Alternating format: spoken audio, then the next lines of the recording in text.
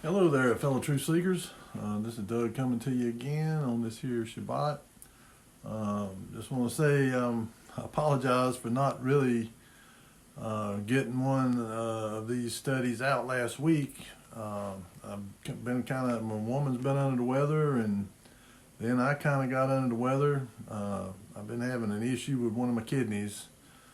It's not really an infection. I think it's just, I think it might be a stone or something, but it's kind of had me, I couldn't really sleep good because, it hurt trying to lay on one side. And so I think it's getting a little better. I've been drinking a lot of water, trying to hopefully get it to either pass or dissolve or whatever it is. I think it comes from drinking that tea. I like tea, but I don't know. When I started drinking, because I really hadn't drunk a lot of tea in a long time, and then all of a sudden, because there's not a lot of choices, because I don't drink pop, I don't drink, Coke and Pepsi and stuff like that, and I drink some juice or something, but or milk. I like milk, all right, but as far as selections of things to drink other than water, it's either coffee or tea or something, and I don't know. I kind of lost my taste for coffee. Just seems kind of, at least the stuff you get. Maybe if you could take and get coffee beans and grind it up yourself and all that stuff, it might be better. I don't know, but so I started drinking the tea, and that's when it seems like, and plus two, eating too much sweet. It could be, pre-diabetes or something. I don't know, but anyway, it had me kind of feeling pretty rough, and I just didn't have to get up and go to do much of nothing. I had to work and all, whether I wanted to or not, but I just was, it didn't really get me motivated. And even today, I still feel kind of blah. It's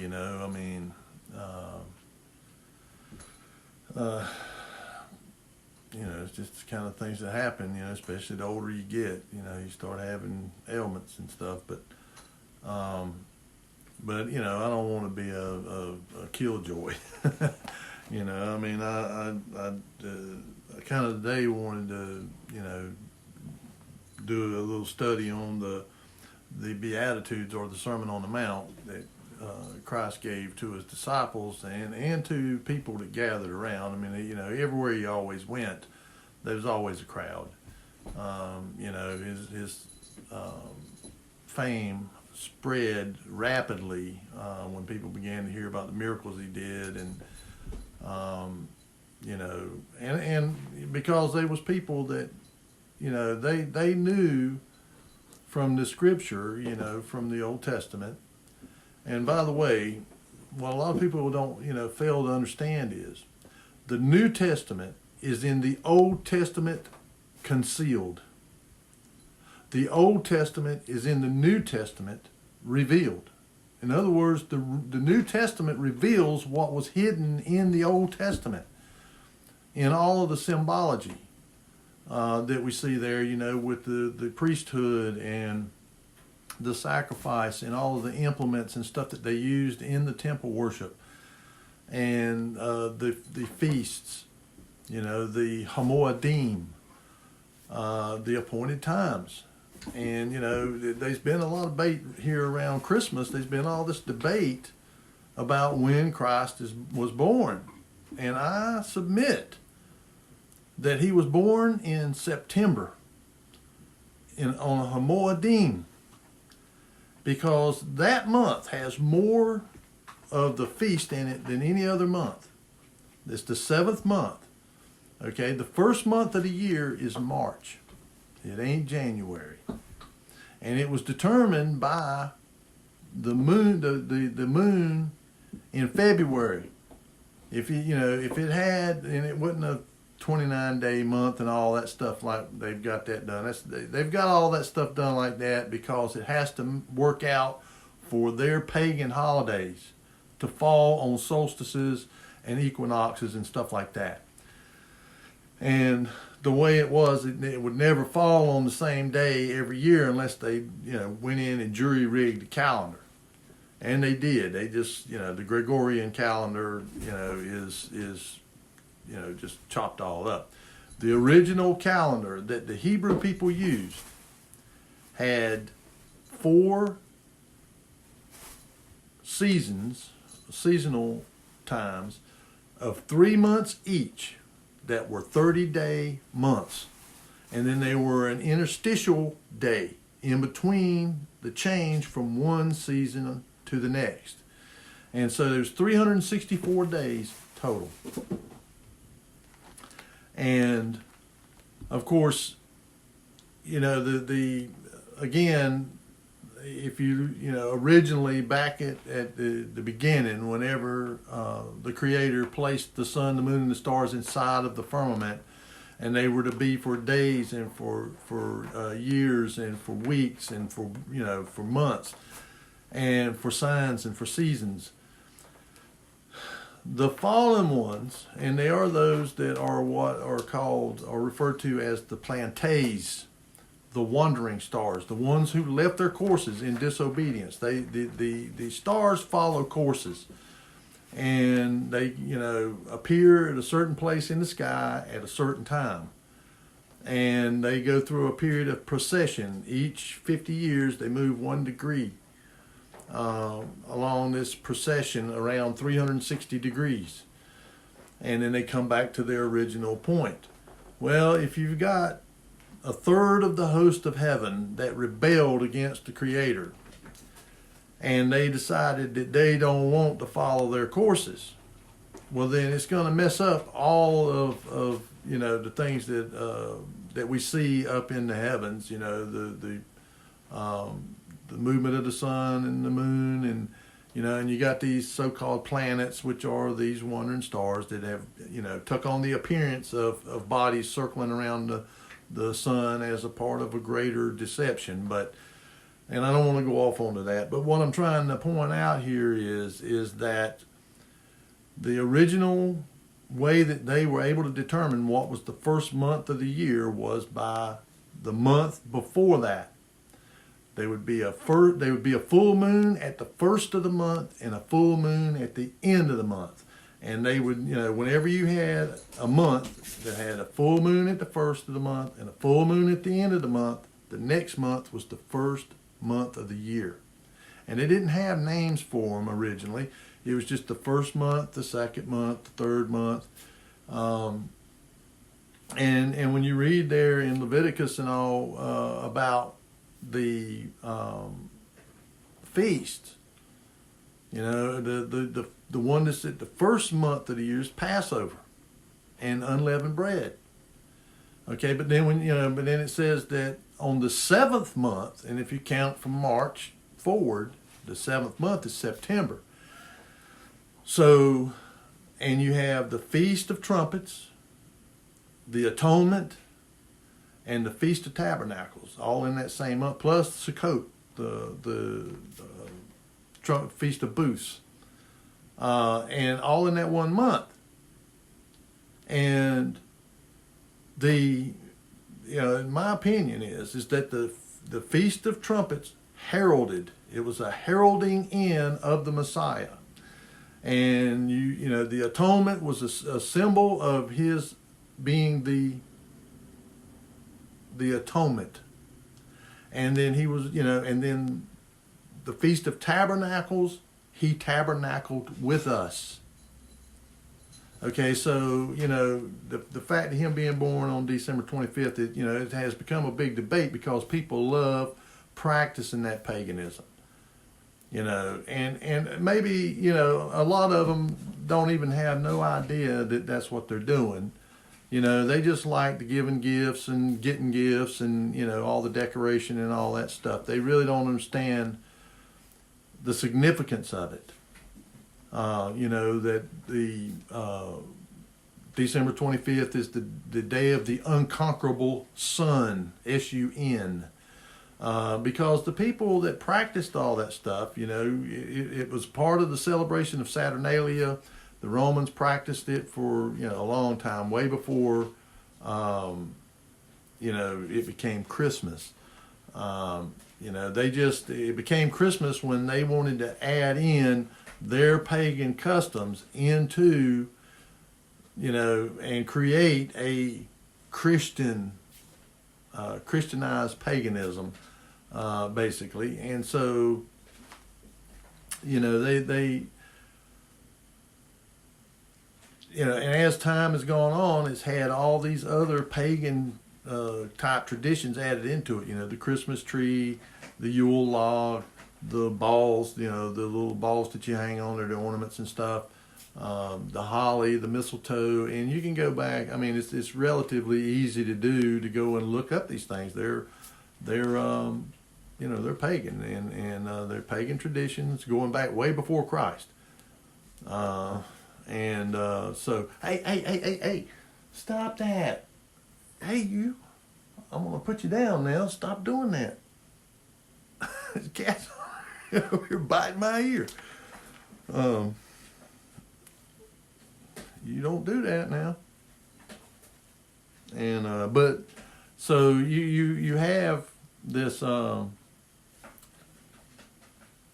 traditions going down, the traditions of men, that were created by men, to honor their gods, and the sun god, Helios or Mithra, whatever you want to call him. It's different names in different cultures, but it's the same worship of the sun.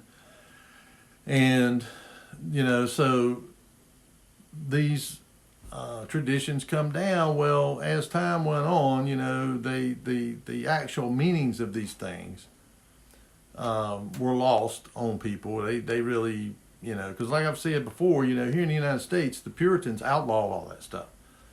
It was, you could not practice Christmas or Easter, any of those things. They practiced the Hamoedim, the appointed times, the ones that the Creator told us to keep. There's nowhere in Scripture that says for us to do these practices of Christmas or Easter. Nowhere. And the Catholics openly will tell you this. Same thing with the Sunday worship. They will tell you flat out. I mean, and there's, comments by popes and cardinals and bishops and different ones in the Catholic religion that will tell you right off, that they are the ones that changed the Sabbath from Saturday to Sunday, and that this. I'm going to put you down because, man, you can't keep doing that to my ear now. He's tearing my ear up with them claws. But so they openly acknowledge this, and that's why the mother of harlots, the daughter churches of this church will come back to it. I mean, they even openly proclaiming this pretty much. I mean, this bishop, I forgot what his name is. He's from over in England, and he said, the protest is over. There's no more protest. That's what Protestant means. Protest. They were protesting certain doctrines of the Catholic Church. And he's saying it's over. Because you have demonstrated, talking about the Protestant denominational churches, you've demonstrated that you're keeping Sunday, you're keeping these holidays, you're doing everything that we, the Catholics, do. So why are we divided against each other? Why are you still protesting us? There is no protest. And you've got people like Kenneth Copeland and Jesse Duplantis and all these other, they all bow down to the Pope. And so, there really is beginning to be no difference between the Catholic religion and denominational Protestantism. If you're practicing the same things that they do, how are you any different? And of course, that's what we know is going to happen according to Scripture, is there's going to be this one world religion that's going to persecute the true believers. I mean, people think it's going to be some government. No, they're going to use the powers of governments to persecute Christians. The same thing they did during the Crusades and the Inquisitions and all that. They used the Catholic Church used the political military powers of the governments of Europe to persecute the true Christians, and ultimately even the Muslims, Islam. I mean, you can go look at the Muslims' conquest of Spain and Morocco, and as they marched around and up into Spain, I mean, they killed millions of true believers. The Waldensians and the Mecca. What's the other ones? I can't think of. Maccavensians or something like that. Anyway, it was a couple of different groups of first century Christian believers there in Spain. That, they killed millions of them, and they had went all the way up into Austria. Before they finally got pushed back over into Morocco and back into the Middle East. But they left a trail of carnage of destruction against true believers. So this is what's coming again, and it's going, like I said, Scripture tells us, says they will say that they are doing God's will. They will kill you and say that they are doing the work of God. So it's going to be the false church that's going to persecute and kill Christian believers. So that's why we need to, like I said in last week, beware of these pagan practices. Because because they're going to use it against you. They're going to say, well, you've been doing it all along, so why change now? You've been practicing this. You've been going to church on Sunday. You've been doing this. You've been doing that. You're no different than we are. So you need to join with us. And of course, it's going to come down to that you're going to be forced to worship, this entity. And there's going to be more than one entity. I mean, there's going to be, of course, the Antichrist, which is a religious leader. And then you're going to have a political military leader that, when you look in Revelation, I think it's in chapter 17, that you have a woman riding a beast, a seven-headed beast. Well, that means that this woman is from what we can look at the description and what it describes her as, is a religious system. So this religious system is controlling this beast, just using this beast and directing it and steering it, sort of. That's what, like riding a horse, you use reins to guide them where you want them. Well, it's the same kind of principle. She's riding this beast, and so she's got control of it, moving it wherever she wants. And so you're going to have these two different entities, and it's the religious system's going to, bring about the rise of this political military beast. The first beast, and then the second beast is this religious, I believe the religious beast, with two horns and it speaks like a dragon.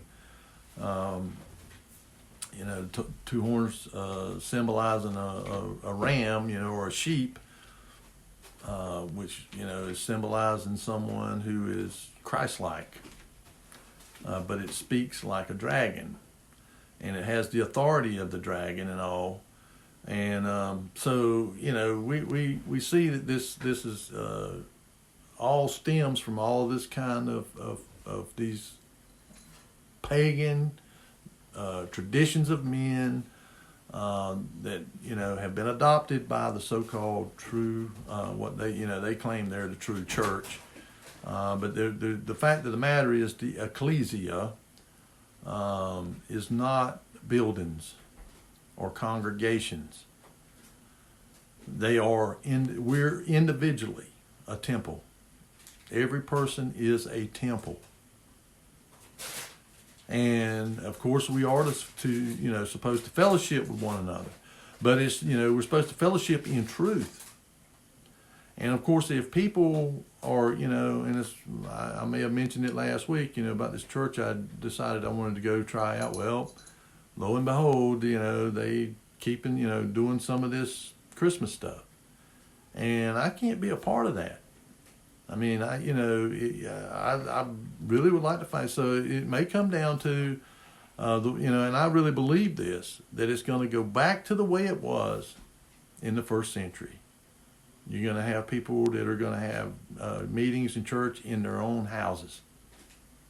Because, as much as I hate to say it, there's not that many that are true first century believers.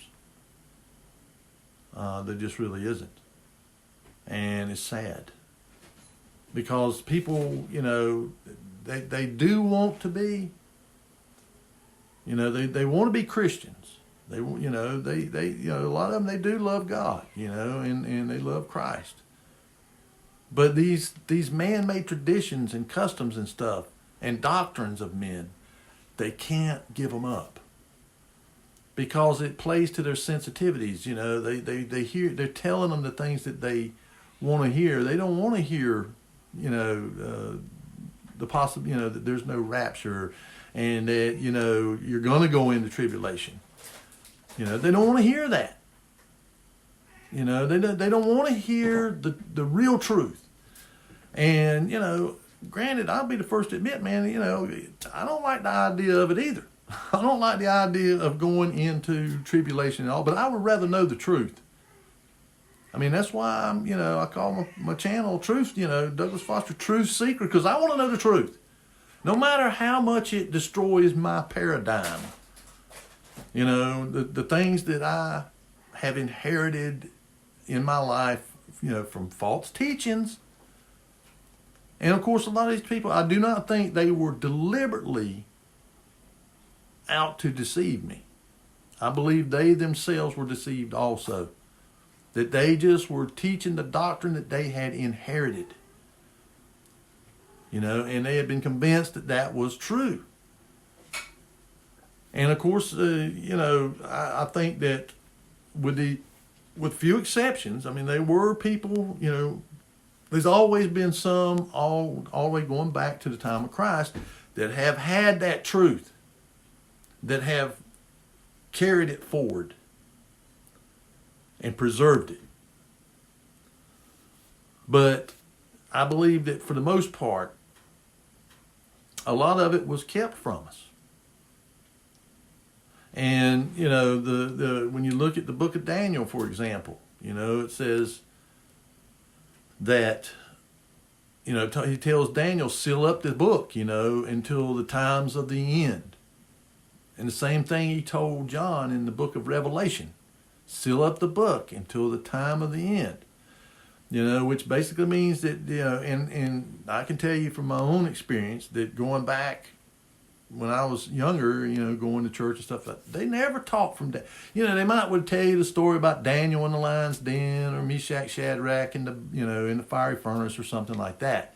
But when it comes to the prophecies of it, the things that were going to happen in the future, they never taught on it. The same thing with Revelation. Nope, never taught on it. And the reason they didn't teach on it is because they didn't understand it. But we're commanded to read Revelation, and that there's a blessing in it for those who read it. So we should read it, we should study it, and seek to understand it. It's a lot of symbology, but whenever you really get into it and you begin to dig into it, you'll find that the Bible itself tells you what these things mean. You just have to do a little bit of digging and stuff. And like I said, like last week, I read Jeremiah 10. I mean, it's a perfect description of a Christmas tree, and it tells us don't do it. So I mean, it's pretty simple. But anyway, I've kind of digressed off of what I really wanted to talk about. But I just thought, since we were, I've seen, I kind of follow YouTube, just to see what the latest debate in the Christian, so-called Christian world is. The early believers did not call themselves Christians. That was they were, I think, first called Christians in Antioch. To begin with, they were called of the way. And because it is the way. Christ is the way. And that's kind of why I wanted to go into this here, because I've said this, time and time again, that, we are to follow Christ. I mean, he is our example of how we are to live if we want to be in obedience to the Father. That's simple. But a lot of these, he was mainly talking to the Jews. No, he's talking to everyone. Because if you look at John 3:16, probably one of the most well-known and most quoted scriptures in the Bible, for God so loved the world, he gave his only begotten Son, that whomsoever believeth in him should not perish but have everlasting life. The whole world. The whole world. He so loved the world. That means everybody. And when he told Abraham, he says, through you the whole world will be blessed. And if Christ wasn't a blessing for the whole world, I don't know what is. But here, when he's the Sermon on the Mount, the Beatitudes as it's called, he's talking about the character of those, who will be the ones who will inherit his kingdom. And, and he talks about the character of those who won't. And then he talks about how you can. It says here, this is in Luke chapter 6, and I'm not going to start at the very beginning of chapter 6, because it's talking about he was healing on the Sabbath, and they were, condemning him for it. Why do you break the law? You're healing or doing whatever, or they had done something on, they were picking food out of the field or something, and they were condemning them for it. But this is on down in chapter 6 of Luke, beginning at verse 20. And he lifted up his eyes on his disciples and said, Blessed be ye poor, for yours is the kingdom of God. Blessed are ye that hunger now, for ye shall be filled. Blessed are ye that weep now, for ye shall laugh. Blessed are ye when men shall hate you, and when they shall separate you from their company, and shall reproach you, and cast out your name as evil for the Son of Man's sake. And, I had somebody, and I'll be the first to admit, I'm not, I'm by no means perfect. But they said I was, a devil. And, somebody in my own household. And I had nothing to do with my fiance, she had just denied them something, and they said, oh, it's because of that devil that you doing it. Well, no, it ain't because of me. Because I never told her nothing, she's her own woman, it's her stuff, she owns, the businesses and all that stuff. I just work in them, I don't own nothing. And really, to be honest with you, don't want to own nothing. I don't want to be trapped by the things of the world. But yet, I'm called a devil because I call them out on the things that they do. I point and I call out the sin. I'm not judging them. But we are to expose sin and evil. And, and I don't pass judgment on them. I pray for them. I pray for them to have their eyes opened. Because, this person is a pathological liar, man. I mean, if he's got his mouth open, he's lying. And and many other things, but covetous and stuff like that. And so I pray for him every night, that God will open his eyes, and convict his heart, because except that the Father draw you, you ain't going to be able to come to Christ, and of course it may be that he's going to have to go through tribulation to be woke up. I mean, a lot of people are going to wake up whenever they, when all this stuff really starts coming to pass. And we're already in the birth pains, and the perilous times. I mean, if this ain't perilous times, I don't know what you could call it. I mean, but, Christ here, he's telling us, this is, blessed are ye if people are doing this. I mean, because that's Satan coming against you. And like I said a while ago, they'll kill you and say they're doing God's will, and because, they're deceived.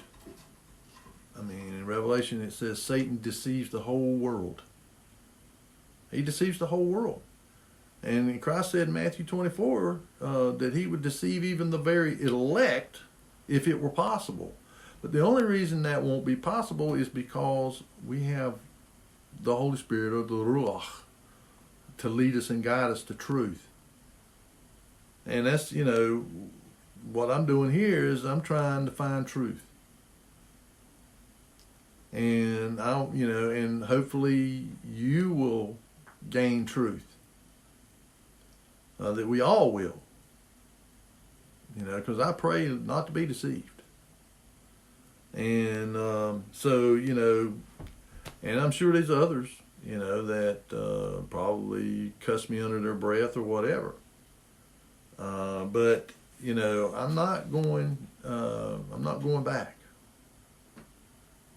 I mean, and the older I get, and the more grounded I get in this word, the more I realize that it is all vanity. Like in Ecclesiastes, Solomon said it's all vanity and vexation of spirit. It all goes back to the earth where it come from. And it gives you pleasure for a moment. But like Christ said, what would it profit a man if he gained the whole world and lost his own soul? And what would a man give in exchange for his soul? I mean, so, I praise Elohim that he has taken that desire for the things of this world out of my heart. I really don't want anything other than to be accounted worthy to get life, to be a part of his kingdom. That's the only thing that is my goal for myself. Now, I mean, I for others, I want them to come to the knowledge of the truth and to be saved. I don't want anybody to perish, even people that I don't care much for. I don't want that, because it's final. There is no resurrection from the second death.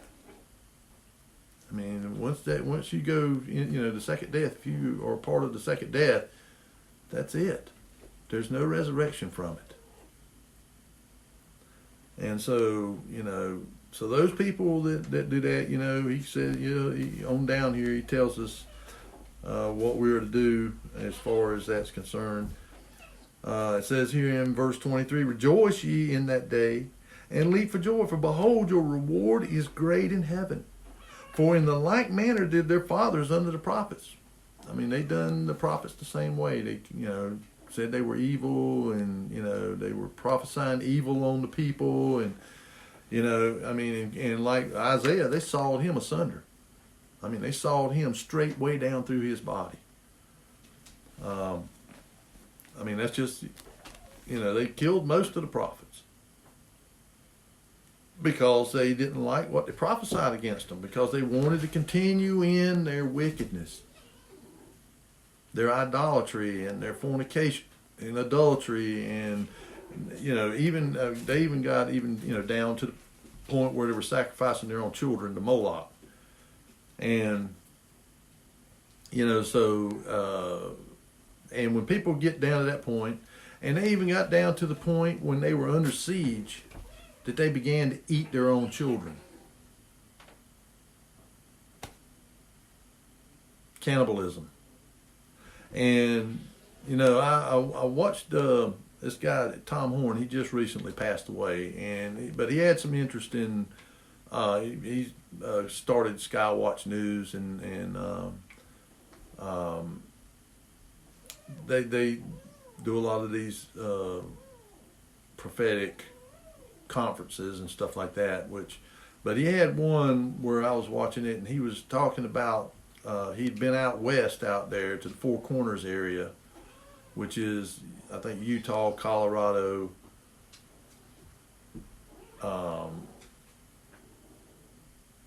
Nevada, and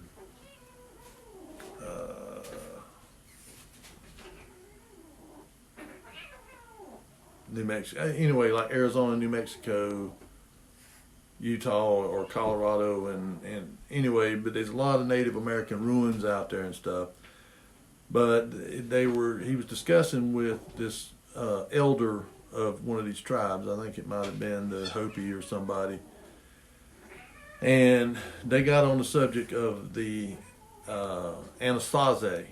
And the Anasazi, started out, they were all right people. They were, nomadic, sort of semi-nomadic people that would move around from place to place, and they'd plant crops where it was fertile and able to, Well, they claimed that this entity came down there and, a serpent-like being or reptilian-like being or whatever, and he began to tell them, hey, you need to do these rituals. And so they began to do these rituals and stuff, and they ended up getting possessed by doing that stuff. And I've talked about that kind of stuff too, about doing stuff that can cause you to end up becoming possessed. I even talked about it last week about like the Ouija boards and stuff. And before it was over with, they were doing cannibalism. They not only the people around them, other tribes and stuff that they would go out and capture or whatever, but their own people. And then one day they done a ritual and a portal or whatever opened up, and these giants come through there and eat every one of them. At least that's their legend. Because they started out doing, right and all, but then they wound up going down. And it's the same thing that happened in Israel. The house of Israel first began doing all this stuff, under the leadership of Jeroboam. And then ultimately, Judah fell into the same thing. And in fact, it said that they even done worse than the house of Israel. Which I don't know exactly what, that, probably, like I said, whenever they were under siege, they probably started reverting to cannibalism. Because I don't know that I ever read where the house of Israel fell into cannibalism, but I think it was Judah that did. When the walls were being besieged around Jerusalem and they couldn't get no food, and they even started talking about, today we'll eat mine, tomorrow we'll eat yours, and stuff like that. Just horrendous. And, I see from what I'm seeing with because the Bible talks about the earth not giving up her bounty anymore, and we see this happening. I mean, like over in China, they're headed for a famine, and probably we are here too. Because from what I can see, and from what I'm hearing, things ain't looking too good on the food scene. Whether it's by design or whether it is just, because the earth is just it's become cursed because of our unrighteousness and our sin. Because I've talked about Deuteronomy 28, and I know I say it a lot, but it's worth reiterating. You got to tell people this stuff over and over again, because sometimes it kind of just goes over people and they just, But if you go back and read it, you'll see the sequence of events that take place when the curses begin to fall on you. And of course, man today, with our technology and stuff, is trying to circumvent these curses that automatically begin to happen as a result of sin. When we turn our back on God, these are the things that begin to start happening. It's just the way God's got it set up. That these things begin to start happening, and of course, with our technology and stuff, they're trying to thwart it or circumvent it or mitigate it, and all it does is make it worse. Instead of doing what they, and I've talked about this, and I've even told you, go to check out Dana Wigington, and if you want to see about weather modification and stuff and what they're doing and what they've been doing and the effects that it's having, and it's only getting worse. It's just going to go completely out of control to where they can't do anything, no matter what they do. They're exacerbating it. And because what would have probably happened to us is we'd have probably just went into a prolonged drought. I mean, we wouldn't have got no rain.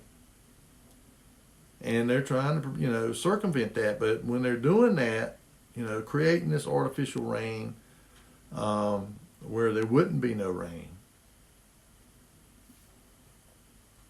they're pumping millions of tons every year of these metals and stuff in the air, and it's contaminating everything. It's contaminating the ground, it's contaminating the plants, it's contaminating the animals, it's contaminating us. We're breathing this stuff, we're getting it on our skin, it's getting in our soil. And when you grow food in it, if you can get it to grow any food, it's going to be full of this stuff. And then you're going to be consuming it. And, unless you're growing it in some type of a high tunnel greenhouse or something. And of course, if you look at the trend in major agriculture, that's where they're going. They're going to these warehouses, these 6-story buildings where they're growing food vertically. Because the very same thing. They'll just say it's just, advancement in technology and stuff, but it's not. It's because the ground out there is getting so contaminated with this stuff. And glyphosate, or glyphosate, whatever you want to call it, glyphosate, the herbicide, has so contaminated the ground everywhere that the only way they can grow any plants is they have to go in and genetically modify them. They will not grow in that soil because there's so much glyphosate or glyphosate in the soil that it kills the plants. Because it's a herbicide. It's meant to kill weeds. But it'll kill the food plants too if they are not resistant to it in some way. And the only way that they're going to be resistant to it is to be genetically modified. And so, you can see that this time, perilous times, and these things they're doing, and I've talked about that too, about how, that these things that it prophesies would be happening, these seals being opened, these trumpets being sounded, these vials being poured out. It is man doing it.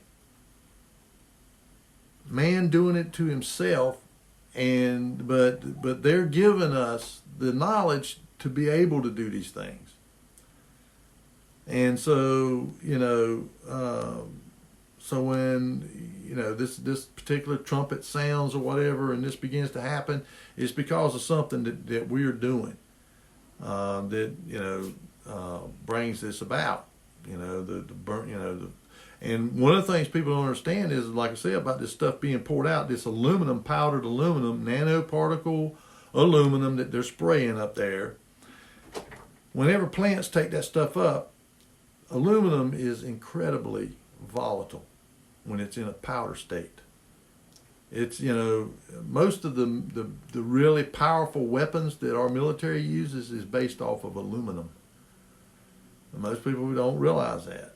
You know, powdered metals are very explosive. And, you know, magnesium, you know, when magnesium catches on fire, you cannot put it out.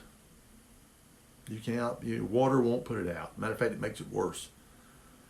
You have to use special suppressants, you know, that you take and pump on it like a foam and starve the oxygen away from it. Well, they're pumping millions of tons of this powdered nanoparticle aluminum into the air, and they're using it as a way to, I guess they're using it for like condensing moisture on it, or reflecting sunlight. You know, I think it's the aluminum's being used, they call it solar radiation management. It's supposed to reflect sunlight back out into so-called space, but you know, we're inside of, for lack of a better term, we're inside of a terrarium. So you're not reflecting it anywhere. You're just heating, you know, making the atmosphere heat up by doing it, because it's going to act like a heat sink. You know, I mean, aluminum is a heat sink. They use it for heat sinks. So it's just going to be a heat sink until it, you know, comes back down, whether in rain or just, you know, drifts down. And it's going to come down here, get in the soil, get taken up by trees. And if these trees catch on fire, you can't put them out. You cannot put these fires out. Look what's going on up in Canada and here in the United States, places where they've had these fires that, you know, burn for, you know, on and on and on and on and on, and they can't get them under control because these trees just explode into flame, and they burn a lot hotter because that aluminum burns hotter than just normal plant material would burn. So you have all this stuff going on, you know, and that's, you know, why Christ here, you know, is telling us, you know, that you know, don't be a part of this stuff, you know, and because that's what he's kind of basically the gist of this is, because he says here, he says, but woe unto you that are rich, for you have received your consolation. In other words, they've got their reward in this life. The ultra rich, and they're the ones that are propagating all this stuff, that are, you know, behind it. The elitist. They have they have a agenda, a satanic agenda. They're, you know, being directed by the satanic and by the demonic to do these things. And he also says here, woe unto you that are full, for ye shall hunger. Woe unto you that laugh now, for ye shall mourn and weep, and they will. In Revelation we see where these people will say, whenever the firmament rolls back like a scroll, and they see him sitting there on his throne in his glory, they're going to cry out for the rocks and the mountains to fall on them and hide them from the one on the hill. And what do you hear all the time about these rich people? They built all these deep underground bunkers everywhere to try to hide themselves. You know, they think that they are going to be, you know, all they have done is created themselves a tomb, because there is no hiding from the one who created this. I mean, and that's the real thing that I cannot really fathom about human beings, is that, you know, if you really acknowledge, you know, you know, I would say probably half of the world probably acknowledges that God created the world, you know, that it was created, you know, and it's not just something that happened. And probably the other half, you know, or half of the other half is probably on the fence, you know, as to whether it was created or whether it just randomly happened, you know, agnostic. And then the other half of that is totally atheistic, evolution, you know, natural selection, you know, and just Big Bang, random, you know, chance. But even, you know, if you believe in heliocentric cosmology, it doesn't really matter. I mean, but if you think that there's a being that was capable of creating this universe, then what would make human beings believe that they could somehow make war against one who could do that? I mean, you know, that is the true definition of insanity. To really believe, but see, that's because they are being deceived. They're being deceived by Hasatan and his minions, you know, that work overtime to deceive us. You know, that's their objective is to you know, and that's why it says there, I think it's in, might be in Revelation 13, where it says he deceives the whole world. And he does it through this religious system. I mean, is how he does it. But that very same religious system is the one who was the first ones to accept heliocentric cosmology, the Catholics. You know, whenever Copernicus, you know, proposed it and wrote his treatise on it, and he didn't want to publish it, but they forced him to publish it. And of course, then the Catholics, you know, they said, well, you know, and then what do you have right after that? You know, within like 100 years or so, you get evolution. You know, and you get all these things that come out of that, and which all are part of the Great Deception. I mean, you even have churches, you know, so-called believing churches that, you know, so, well, you know, evolution may be the way God did it. You see how easy it is to, over time, you put this out there and you beat people up with it enough. You know, if you tell a lie strong enough, loud enough, and long enough, people begin to believe it. And the reason that they, you know, do these things is because they, you know, have our destruction in mind, of course. Because they know, you know, Satan and his, you know, fallen ones that fell with him, rebelled with him, they know they can't defeat Elohim because they already done got a taste of it. You know, they got smacked down way back. So they know that they can't do anything. But what they can do is convince us that we can, with their help, and get us destroyed. Because they know their fate. Their fate's already sealed. But ours is not determined yet. You know, as individuals, we determine our own destiny. You know, whether we get eternal life or whether we are, you know, destroyed. And so they want to, you know, destroy our chance at immortality and being a part of a righteous kingdom. I gotta take a break, folks. Be right. I'm back, folks. But one of the reasons why I'm saying all this is so that you understand why these things are happening, what the end of it is, and what, you know, our hope is. You know, I've talked about our hope, you know, which is in Christ. And when you look here, you know, it says in verse 27 here of Luke chapter 6, "But I say unto you which hear, love your enemies, do good to them which hate you, bless them that curse you, and pray for them which despitefully use you." Because this is going to be a big thing. I mean, this is coming, you know, it's already here, it's already happening. I mean, and it's only going to, you know, increase in intensity, like birth pains. "And unto him that smiteth thee on one cheek, offer also the other. And him that taketh away thy cloak, forbid not to take away thy coat also. Give to every man that asketh of thee, and of him that taketh away thy goods, ask them not again." In other words, that steals from you or just takes your stuff and then don't bring it back. He says, ask them not again. And as ye would that men should do to you, do ye also to them likewise. In other words, do unto others as you would have them do unto you. Not saying do unto others only as they do for you.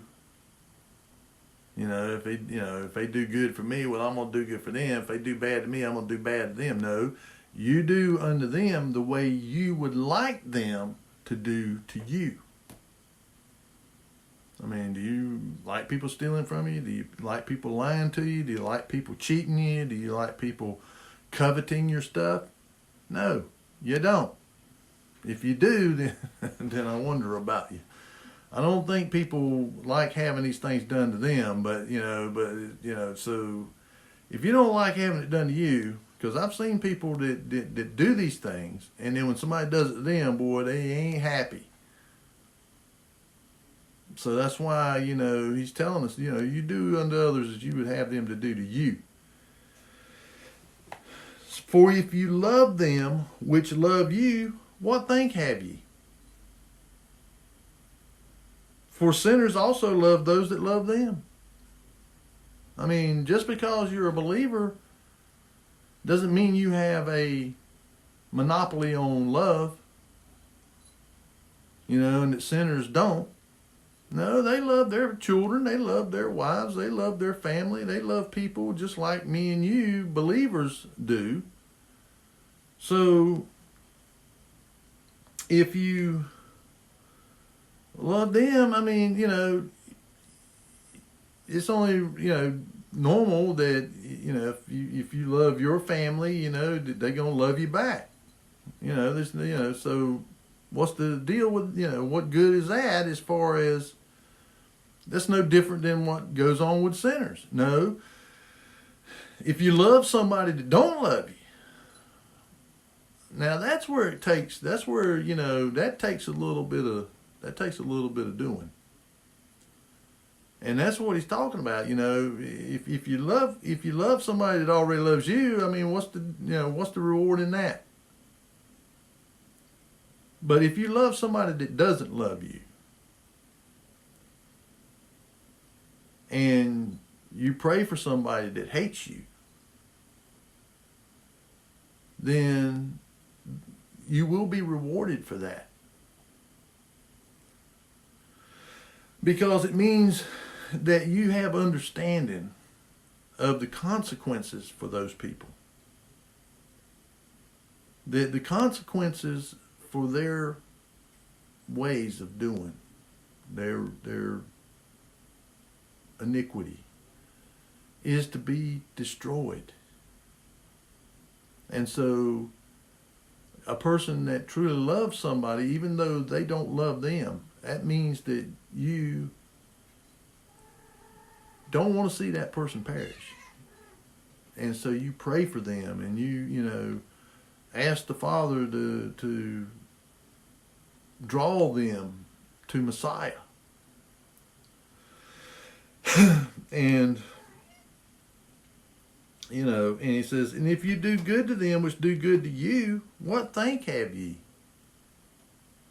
If you're just returning the favor for a good turn, I mean, it's not really anything that special.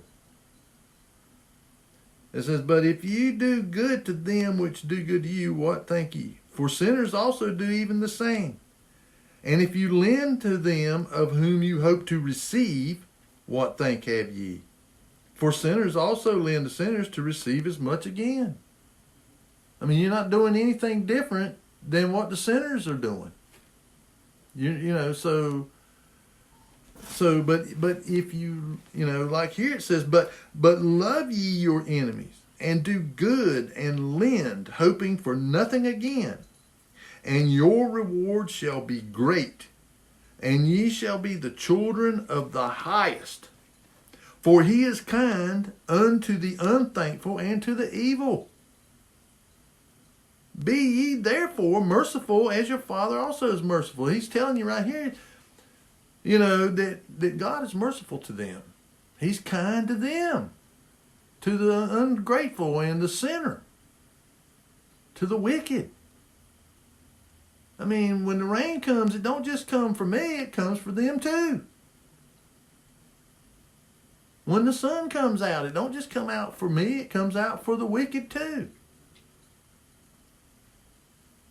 So, you know, his mercy and long suffering and blessing, he pours it out on all of us. But it's what the ultimate test of it is whether we are really truly thankful for it.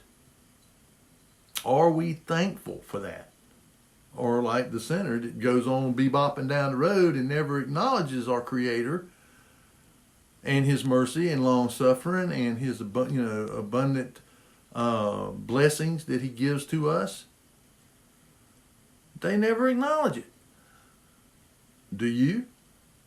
I mean, I try to continuously be thankful. And, I've had like I said, I'm not no walking on clouds saint. I've got my own faults and stuff that will have to be rooted out. That's what bearing fruit is. Bearing fruit is not just bringing people to Christ. Bearing fruit is getting rid of the thorns in your life so that fruit can appear. And it's talking about your bad characteristics, your bad traits, your bad habits. Bearing fruit is whenever you are able to overcome a bad habit, a bad trait. Because when you listen to the parables about the husbandman, how he prunes the vine and he digs around the roots and he feeds it and he does this stuff to get it to bear fruit. Okay, so he does the same with us. Okay, we're a vine. We're a vine growing in. A vine growing out of this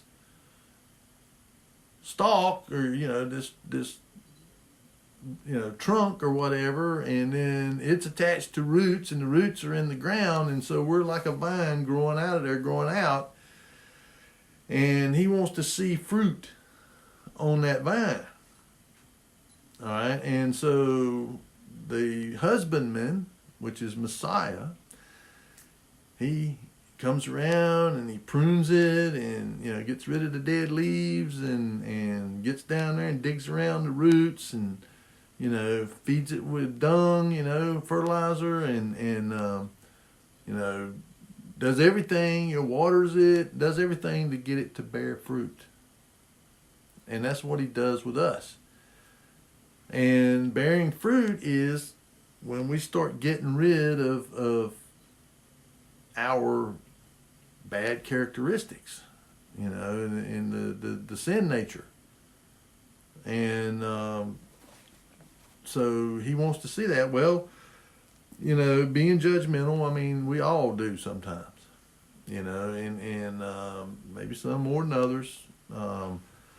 It's just part of our fallen nature that when we see people doing something that we don't do, that's wrong, we got a tendency to say, well, man, they shouldn't be doing that, and that's, well, whenever it's, somebody in the world, we're not to judge the world.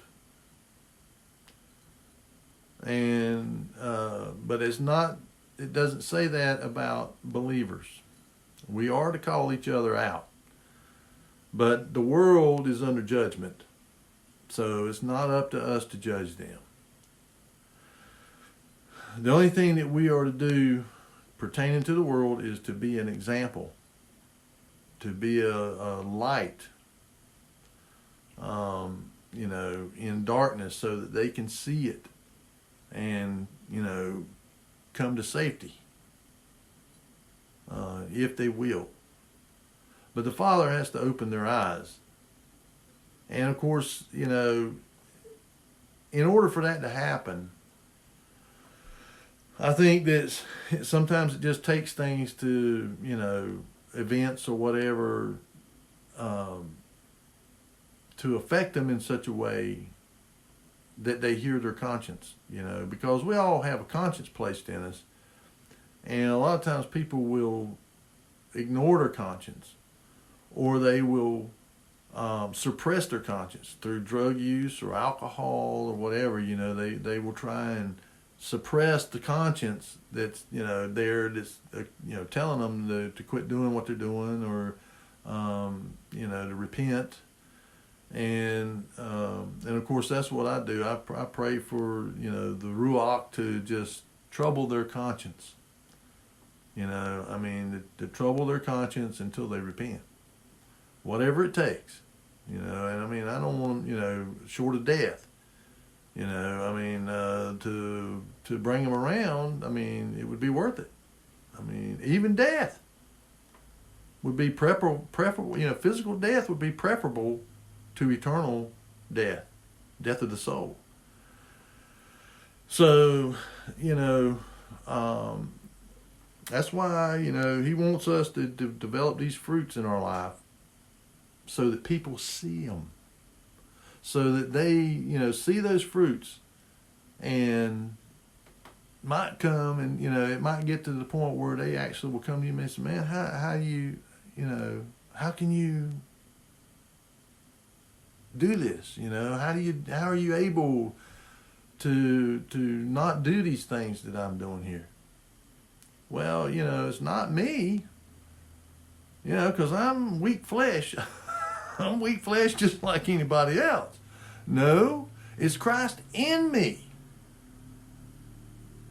that is the one that does it. And whenever we walk with him, we're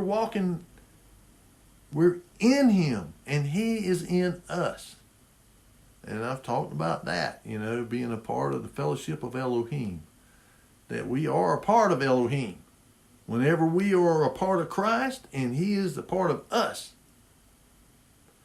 And it's his righteousness that comes out in us.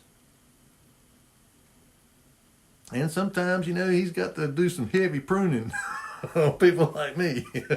It takes a little extra pruning. Because like I said, I admit, I've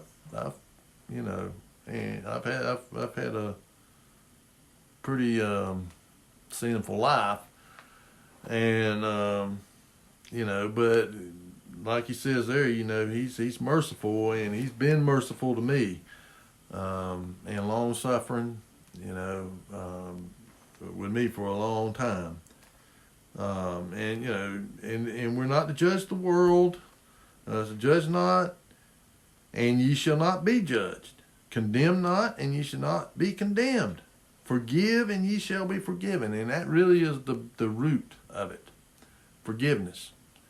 When it comes to the world, and the because they're going to come they're going to come after us eventually. The world is, if you're really truly rooted in Christ, and you are following him, because you're not going to be doing those things that they're going to do. They're lawlessness. And when it talks about lawlessness in the Bible, it's not talking about man's law. It's talking about God's law. And you can go look it up for yourself. I don't tell you things that, I just take off the top of my head. You can go look up. The Catholics have changed the 10 Commandments. He seeks to change times and laws. And of course they have. They changed the appointed times of our Creator for pagan holidays, and the Christmas and Easter and other stuff that they do. And they've changed the commandments. They've completely took out the second commandment and replaced it with something else. And the fourth commandment, they just made it to keep the Lord's Day. But that ain't what it says. It says, remember the Sabbath day and to keep it Kodesh, or keep it holy. For in 6 days he did his work, and on the seventh day he rested from all his work, and he hallowed it. That means he set it apart as a sanctified and holy day. And it is a sign and a seal on us if we keep it. That's his seal on us. That's why when it comes down here to the very, the real, the great tribulation period, when they start forcing people to worship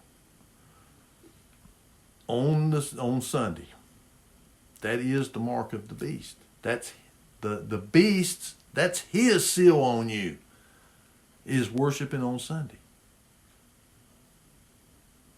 And the way they're going to enforce it is with a chip in the forehead or in the hand. That is not the mark of the beast. The mark of the beast is worshiping on Sunday. But they will enforce it through buying and selling. Save he that hath the mark cannot buy or sell.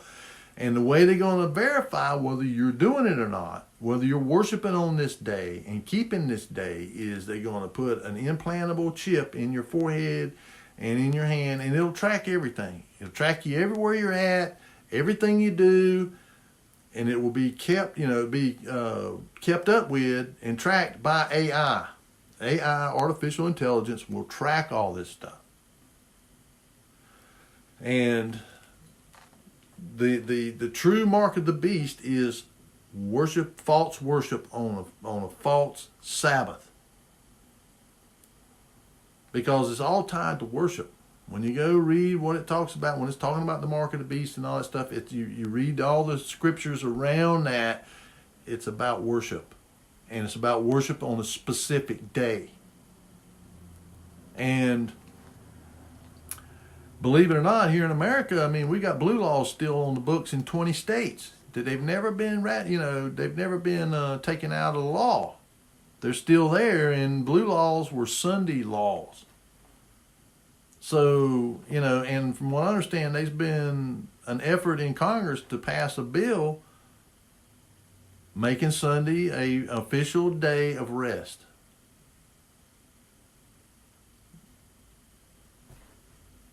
And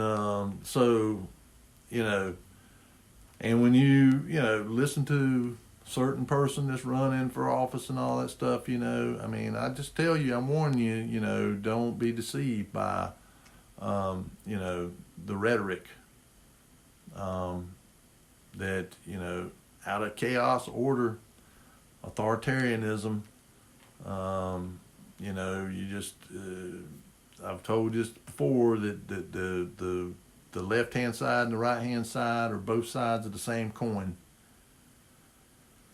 The Republicans and Democrats, there's no difference. The only difference between the two is how you get to the finish line. That's all. But they're still taking you to the same finish line. And, and this one particular person, he's all, oh, I got a Bible, I read the Bible, and he's got all these religious advisors around him and all that stuff. That stuff don't mean nothing. Christ said, it's not everybody that says, Lord, Lord, who shall enter the kingdom of heaven, but those who do the will of the Father. You can say all the right words. You can do all that. He even said, they would heal the sick, and they would say on that day, we healed the sick in your name. We cast out demons in your name. We raised the dead in your name. And he's going to say, depart from me, ye who work iniquity. I never knew you. Because it's got nothing to do with that. It has to do with what's in here. Because he can see that he sees the heart. It talks about the sword, the word being like a two-edged sword, able to cut through the bone and the marrow, down to the marrow. That's why this is so important, because it hits down to the marrow. It gets down to the nitty-gritty. And you can say you read this, you can say you believe it. So does Satan. He reads it. He knows it. He don't need to read it. He already knows it. But does that mean that he's going to be saved? No.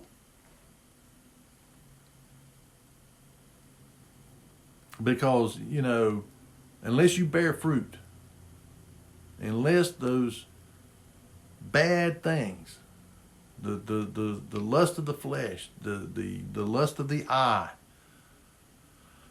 unless those things are dealt with and removed out of your life. In other words, you become dead to the flesh. You're going to have a hard time, getting into the kingdom, and getting life, because it really comes down to bearing fruit. Getting rid of these things out of our life. And of course, the only way that's going to happen is by obedience.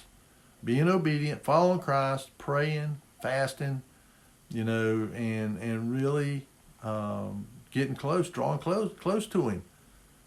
Because He's the one that, is the one that gets rid of this stuff in us. It says, He who has begun a good work in you is faithful and just to finish it and to cleanse you from all unrighteousness. He is the one who has begun the good work. And He ain't going to stop until He finishes it and cleanses us from all our unrighteousness. And like I say, He's been working on me for a long time.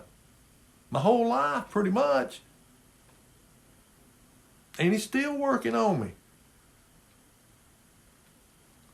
Because, I've said it before, we inherited a lot of this stuff. Some of it's genetic, some of it is doctrine and stuff that we've inherited from the religious system.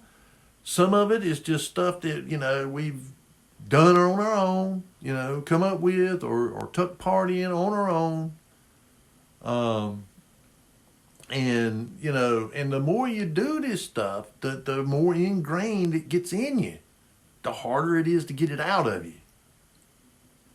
And so, He's begun the good work and He's going to finish it. And of course, for me, it may be that I have to be martyred. Be beheaded or something. I don't know. I don't know what the future holds, but I know that we're coming to the time of testing. The time of trial, which is to come upon the whole world. And these people that think they're going to escape out of it somehow or another, I feel sorry for them, because they're delusioned, and they're under a delusion, and they're going to be sorely disappointed. It's going to destroy them. It's going to destroy their belief. And that's why, I'm glad that the Father, opened my eyes about that.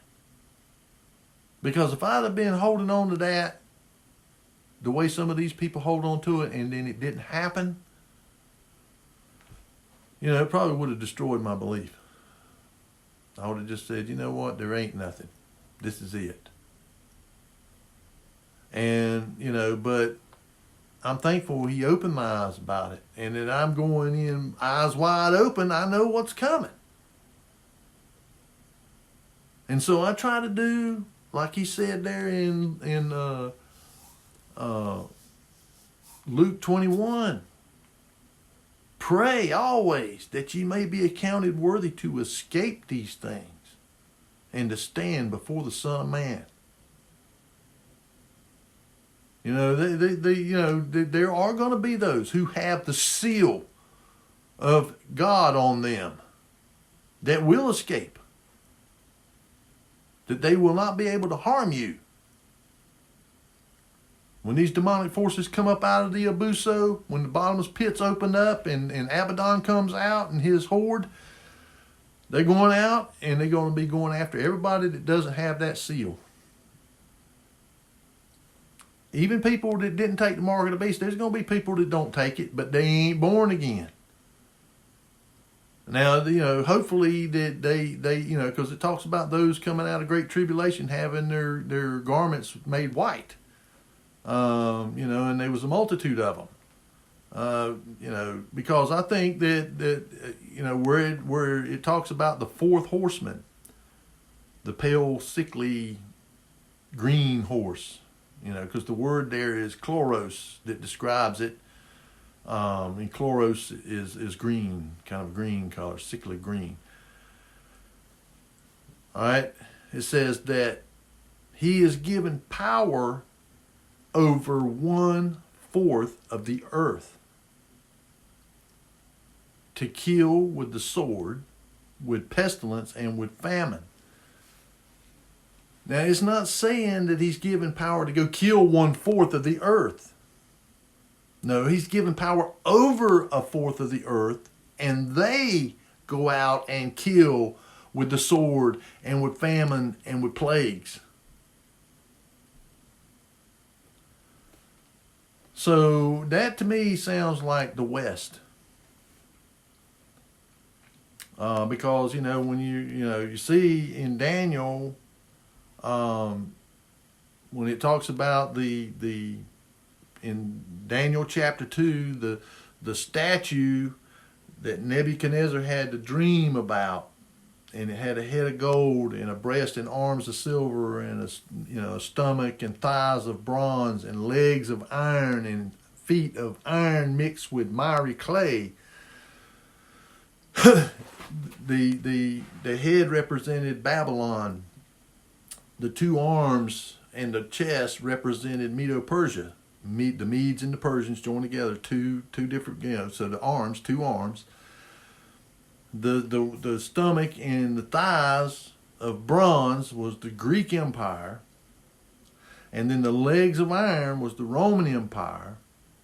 And the Roman Empire was divided into two halves, the eastern half and the western half. The eastern half was it was what they called a co-regency. You had an emperor in Rome and you had an emperor in Byzantium, and it later became known as Constantinople.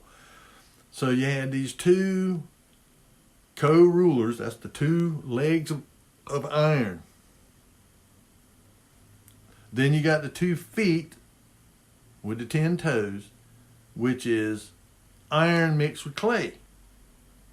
All right, and it says the iron. It says they shall mingle themselves with the seed of men, but they will not cleave to one another, just as iron does not mix with clay.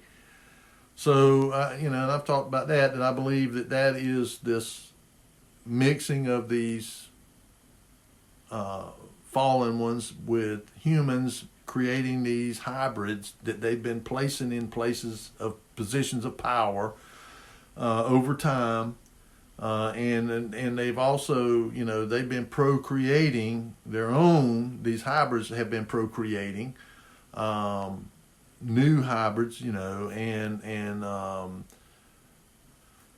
they have they're taught, they're educated into this agenda that they have, and they placed into positions of power, the bureaucrats or whatever, the ones that stay there for 30 or 40 years, not the ones that are elected and here 1 year and gone the next. And so, so they have mingled themselves with the seed of men, but they don't really love us. They don't care for us. They actually have our destruction in mind.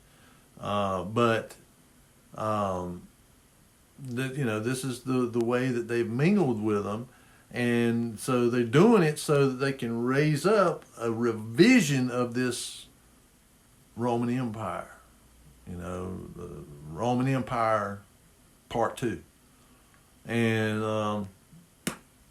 the 10 toes represent 10 kings that have not yet had received their kingdoms, but they receive power 1 hour to rule with the beast. So we see how the geopolitical situation in the world, Ukraine and Russia, what's going on in the Middle East, and other hot spots, where these tensions are realigning the global powers. And because of what's been going on between Russia and Ukraine, it's really putting the Europeans, the European Union, especially particularly Germany, from what I understand, they are, they're going all out to rearm themselves over there. And it ain't like on the mainstream news. They don't really come out and tell you this. This is the kind of stuff you have to kind of dig behind the scenes, because the mainstream media is not going to expose the agenda, of what's really going on. They are there to propagate a narrative. You can have, like things that we know for a fact and everybody knows for a fact is the truth, but they will continue to propagate the lie. They will not stop propagating the lie. They will never admit that it's a lie and that what you're saying is the truth, what 99% of the people know to be the truth. They will still just keep telling you the same lie over and over and over and over again, which is out of the playbook of Goebbels, the Nazi propagandist. That basically you just keep telling the same lie over and over again, louder and louder, and more forcefully and more forcefully, and people will begin to believe it, if you just brainwash them with it. So that's what the media does. They just keep harping this same lie over and over and over and over again, and they also are there to distract you away from looking at that stuff that's going on behind the scenes. And why do you think, you're getting more and more people, on the left particularly, that are vociferous about suppression of speech? They want to, take over the internet. They want the government to take over the internet and to be able to determine what you can say. Well, if they do that, then you might as well forget being able to get a hold of any information or knowledge about what's going on, unless it's underground somehow or another. Because, once that happens and, they begin to just put out their narrative, and if it's anything contrary to their narrative, they will censor it. And, and we already see it happening. I mean, I've had, 3 of my videos taken down on here because of censorship. Because the YouTube and Google and Facebook and Meta, they are all in collusion with our government. And of course they, Congress and all them, they and I think even the courts told them, they had to stop doing that. They had to stop, telling the media who can say what and can do what. But these companies, and they are companies, they say, well, we're private companies. We can determine what we want on our platforms and what we don't. Well, yeah, they do have that right as private companies, but whenever you begin to censor,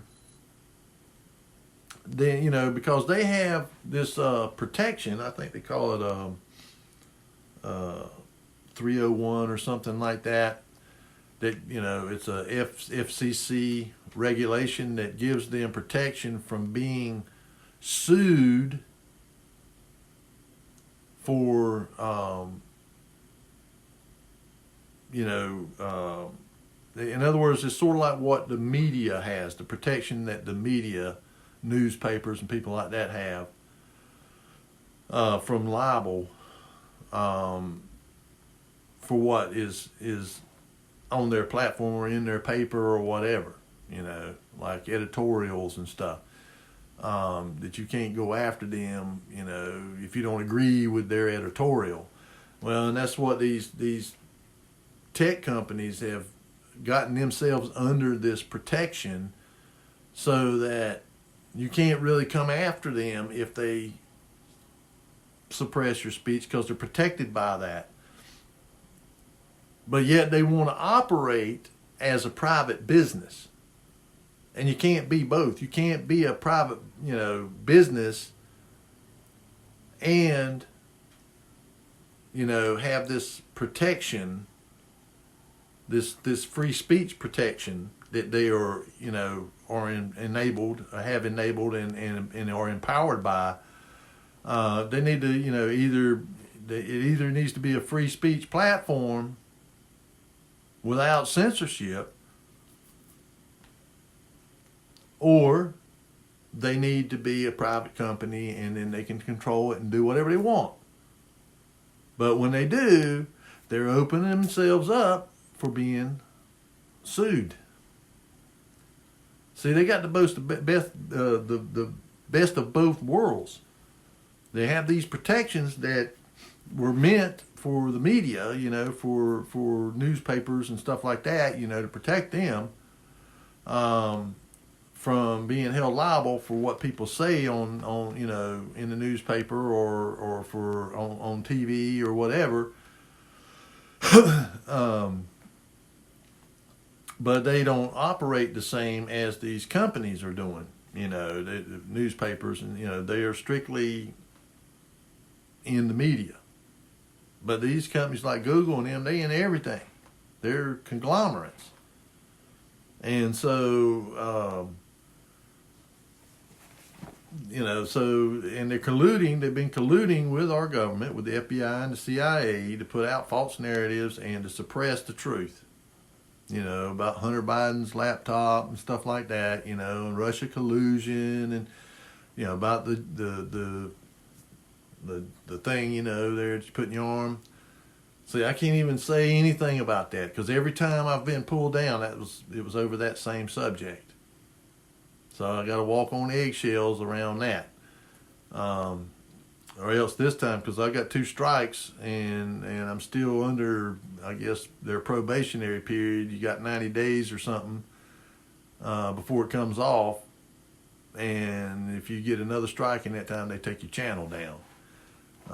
So I'm trying to avoid that, but, it may end up happening anyway, but so be it. I'm going to tell the truth, and then they can like it or not. And it's going to come to that, to where, you like I said, we're going to be back to the first century, where we're having church in houses and having to hide out because they're going to be coming after us because they don't want the truth. And people in your own household turn you in. I mean, Christ tells that, that's why, to get a good understanding about how the things are going to be during that period of time, and even now. Matthew 24, Luke, Mark 13, Luke 21, I mean, they really kind of lay it all out there, Christ is pretty much telling us. And that's why he wants us to, to take on these characteristics, these, bear these fruits. Because if we can do that, and if we keep his commandments and keep his Sabbath, then he's going to seal us. We're going to be sealed. And they're not going to be able to do anything to us. We'll be taken to a place of safety.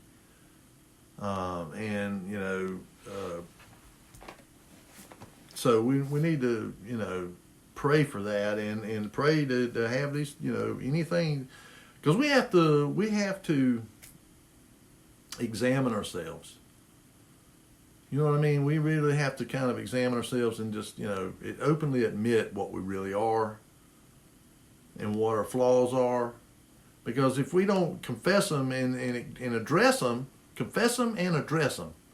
If we don't confess them and address them, then we're never going to get rid of them. He can't get rid of them unless we confess them to him and address them. Then he'll begin to deliver us from the things. But until we acknowledge him, he's not. And when you don't, you're just lying to yourself. We lie to ourselves, we deceive ourselves when we say we don't have these problems. When anybody else can look at you, from outside can see them, plain as day. And so, we really have to examine ourselves. And of course, whenever we really are walking with the Lord, the Ruach is going to, whenever we do something like that, even though we may think we won't do it, our conscience is going to get a hook. It's going to get a ding. It's going to get dinged. And when it gets dinged like that, if our conscience is getting dinged, then it's something we got to deal with. Because our conscience is His law written in them. It's His law written on our minds. And whenever we trespass those laws, ding, He's going to ding us. Our conscience is going to speak up and say, hey, stop that. Repent of it and turn away from it. And so that's, that's what we got to do. And we can, and we can know, because He says, give and it shall, and here's the things He's telling us, that if we do these things, this is what's going to come of it. It says, give and it shall be given unto you, good measure, pressed down and shaken together and running over, shall men give into your bosom. For with the same measure that ye meet withal, it shall be measured to you again. And it's not just talking about the physical giving. It's talking about giving rightly. In other words, doing right to other people, doing good to other people, and they will do good back to you. Because it's kind of, people, when you do it, they kind of get shamed. Even though your intention is not to shame them, but they shame themselves. And so they will say, yeah, thank you, and really mean it. Or let me help you, and really mean it. Because He tells us, let your good works so shine that others see your good works and they give glory to God. And so that's what He's wanting to try to get across to us here, is that when we do these things, even if we sometimes suffer for it, like the apostles and them, they suffered a lot. Even being killed, martyred for, the only one of them I know that didn't, it wasn't martyred, was John. And,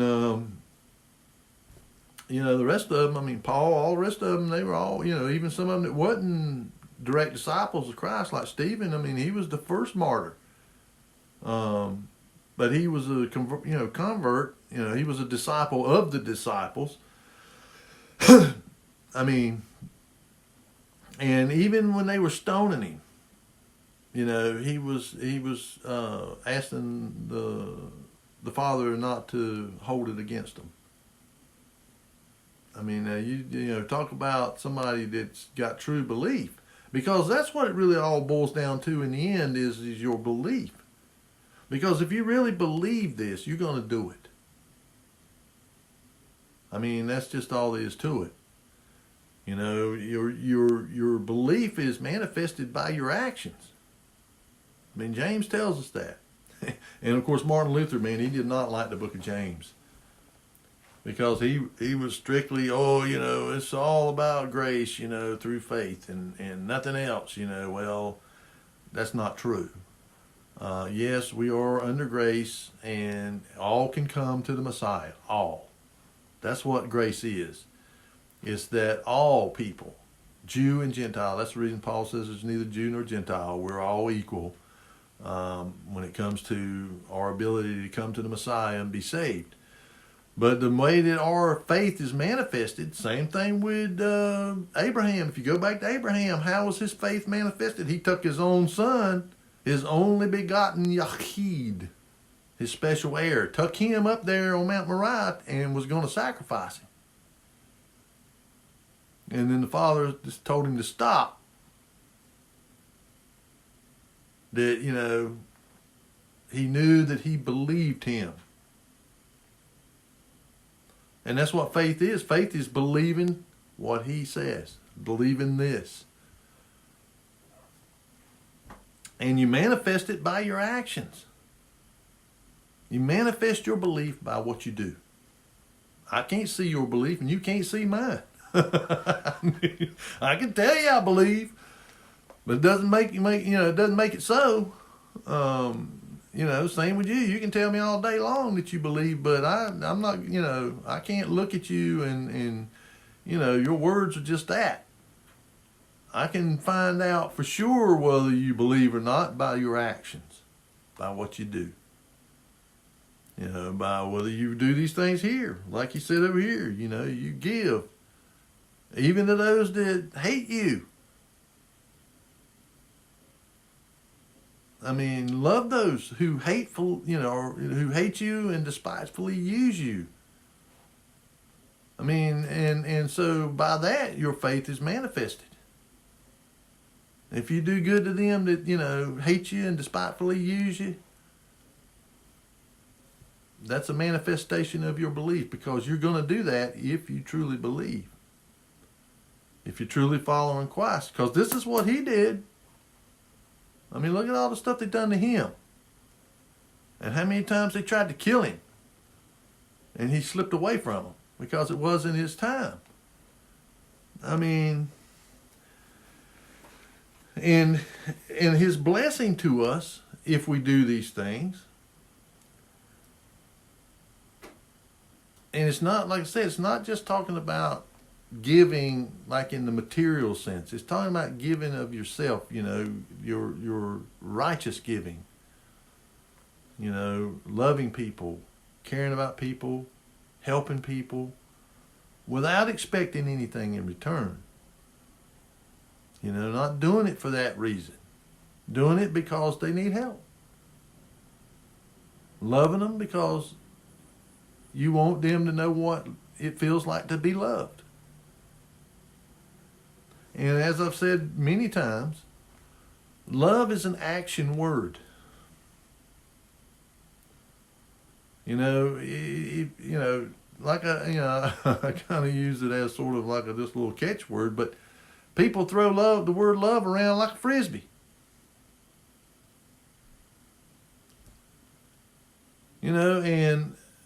But their actions say totally different.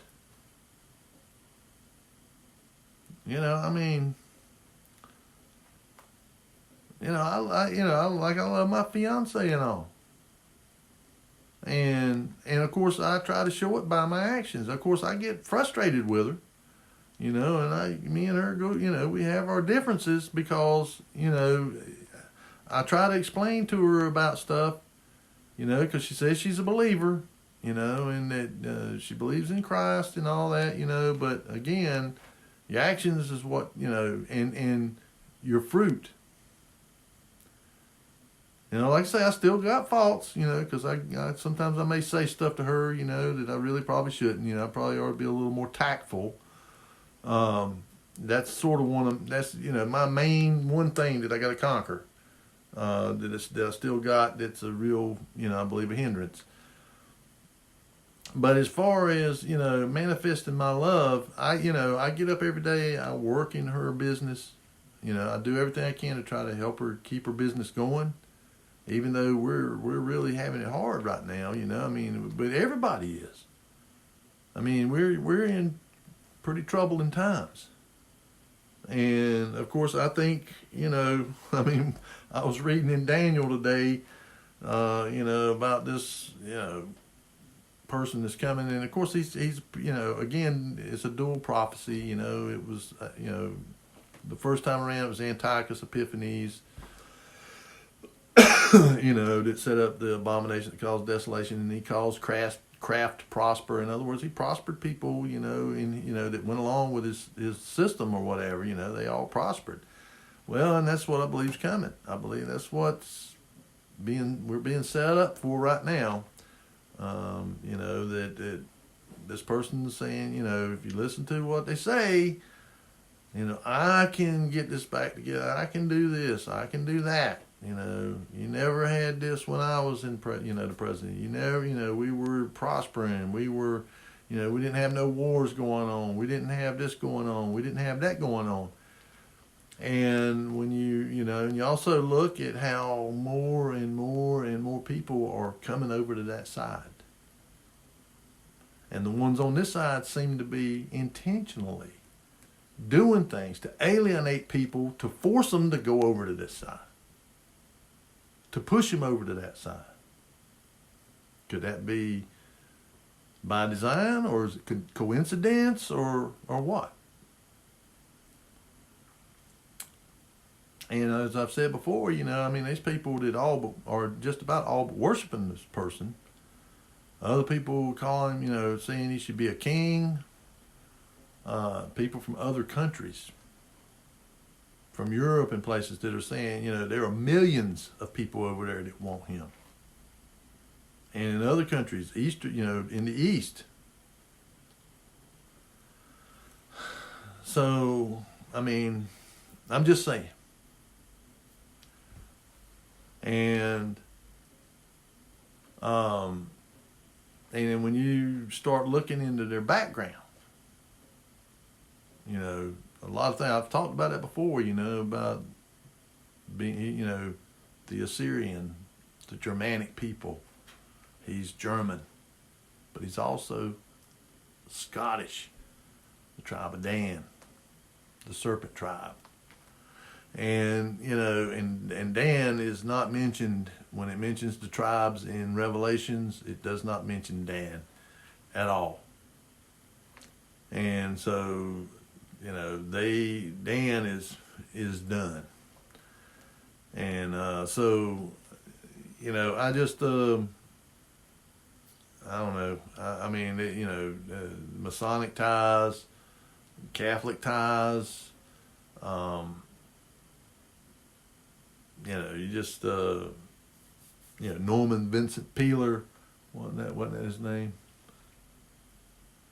He had a church there in Brooklyn or somewhere, and it was one of these about the power of your, the power of your mind, and all that kind of stuff. So, I I don't know. I just, like I said, I just wonder, but, we need to really all think about it, think about what, if, like I said, examine ourselves, see what we got that's, in our life that may be a hindrance to us, and get it out. Pray for it to be delivered of it, because he says he'll cleanse us from all our unrighteousness. And we have to believe that, and we have to, claim it. Name it and claim it. And I'm not talking about materialism like these prosperity gospel preachers, they're always talking about money, sowing seed. No, I'm talking about the true riches. The spiritual riches.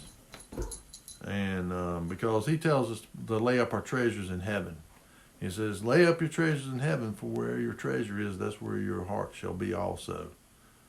Don't lay up your treasures here on earth where moth and rust do corrupt and men seek to break in and steal.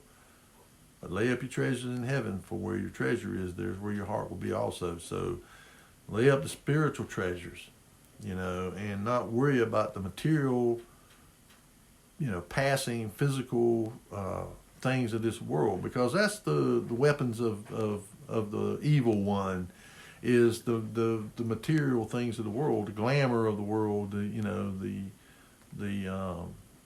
notoriety and the fame and fortune and wealth and power. That's his gifts to you. And of course, they're the gifts that lead to destruction. And so we should be seeking the gifts that are spiritual, and the riches that are from heaven, and not from here. And then now down here in verse 39, it says, and he spake a parable unto them. Can the blind lead the blind? Shall they not both fall into the ditch? And of course, this is sort of a jab at the religious leaders. If you're going to a church that the minister's blind, are you not going to be blind also? and won't you both fall into the ditch?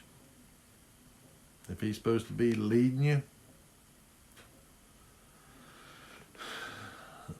It says the disciple is not above his master, but everyone that is perfect shall be as his master.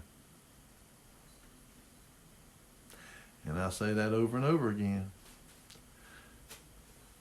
We must follow Christ's example.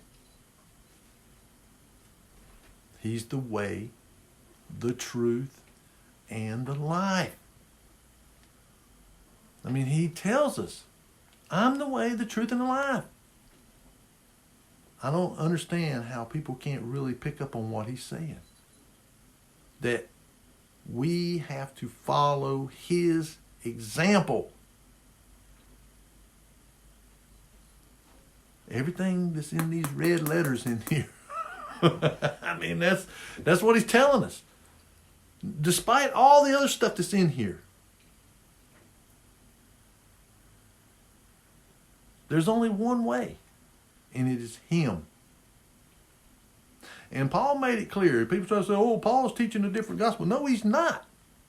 Paul says, he says, I have proclaimed Christ, him crucified and resurrected. And if anybody teaches another doctrine other than that which I have delivered unto you, let him be anathema maranatha. That is, accursed. He was delivering the gospel that was delivered to him by Christ himself.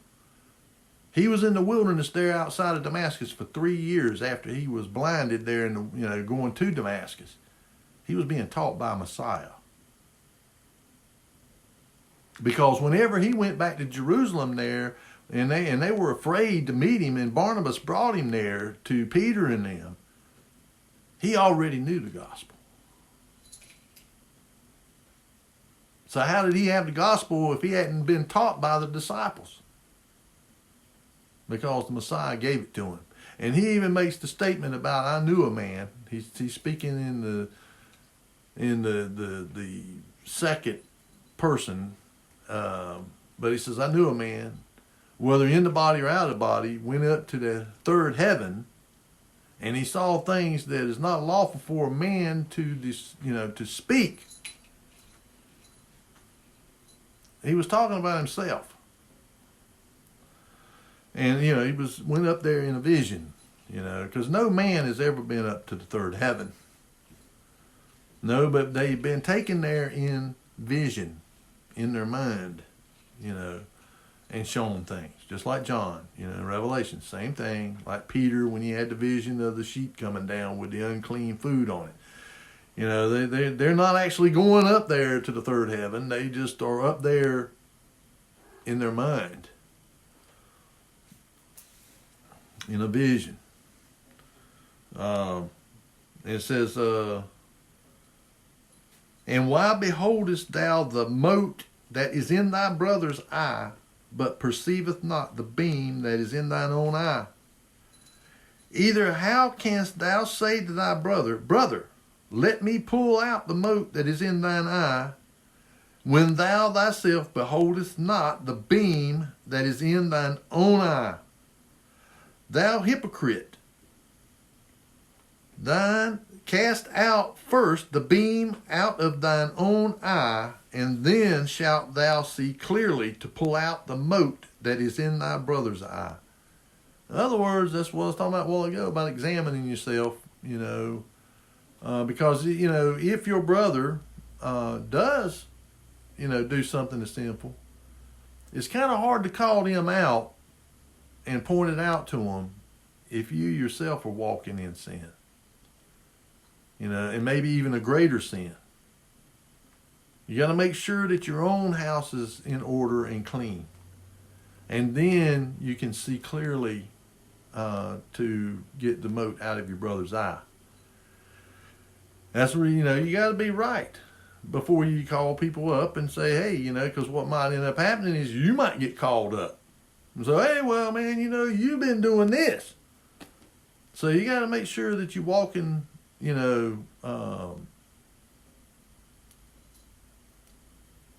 circumspect. You know, that you're walking in such a way that nobody can find a occasion against you.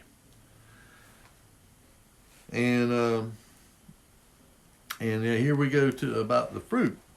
It says, "For a good tree bringeth forth not corrupt fruit, neither doth a corrupt tree bring forth good fruit.